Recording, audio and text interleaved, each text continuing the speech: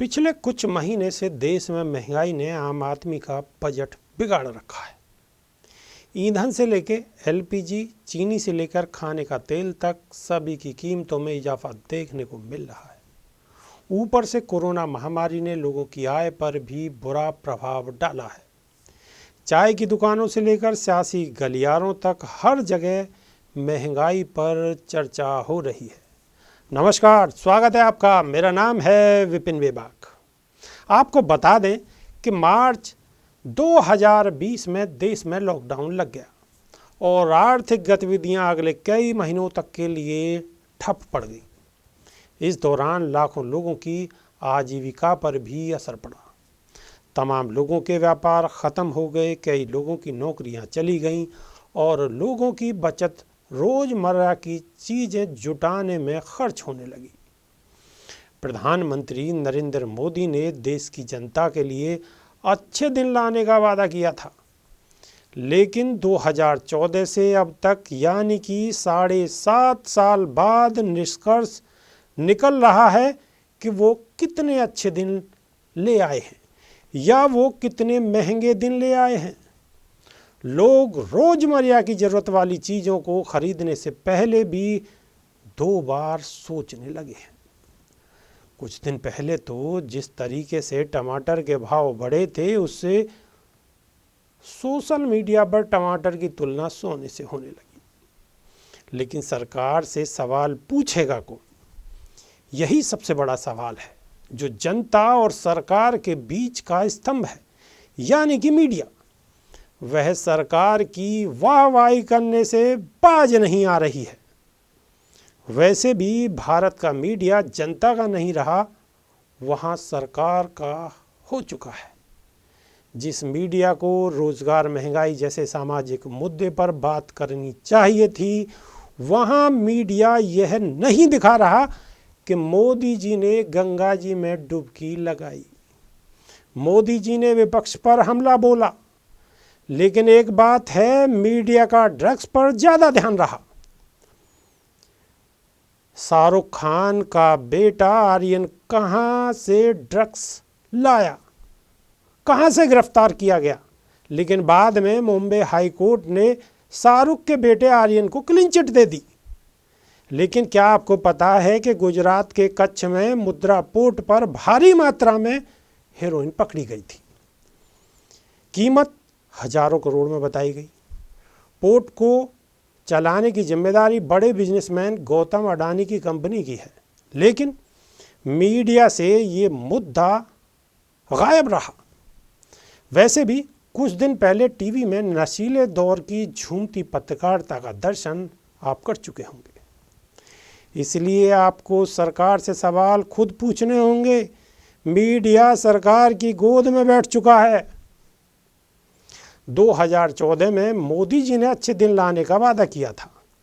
चुनावी सभाओं में मोदी बोलते थे अच्छे दिन, और जनता पीछे से बोलती थी आएंगे।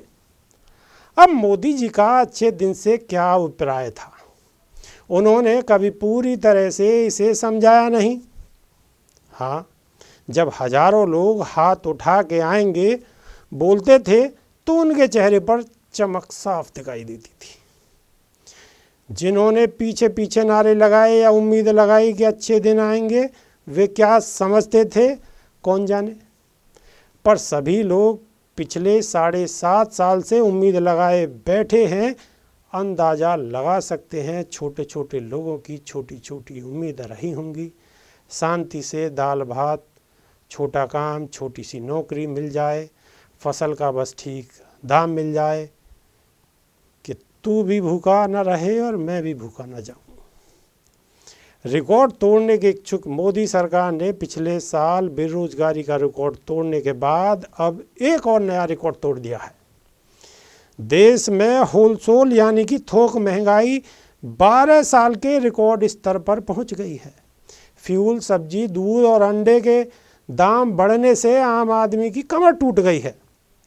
मंगलवार को जारी हुए सरकारी डेटा के अनुसार नवंबर महीने में थोक महंगाई दर पिछले महीने के 12.54% से बढ़कर 14.2% हो गई है।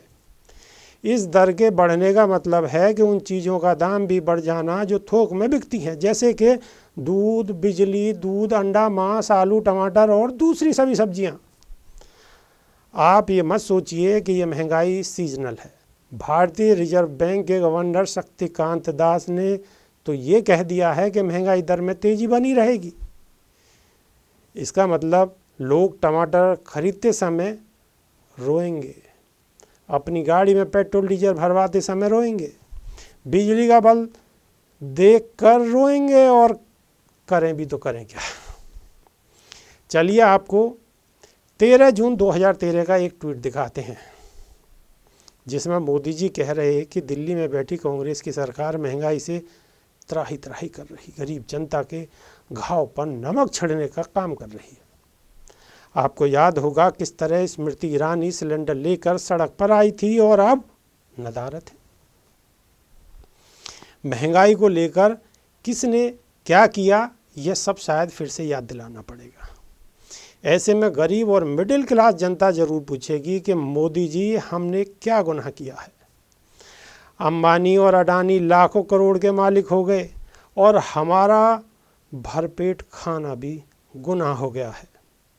आखिर में जनता की आंखों में आंख डालकर करीब से पूछो, महंगाई कैसे जान लेती है? किसी गरीब से पूछो। अभी के लिए सिर्फ इतना ही, लेकिन ये सवाल जो आज हमने आपके सामने रखे हैं उसे अपनी अंतरात्मा से एक बार जरूर पूछिएगा। बहुत बहुत धन्यवाद।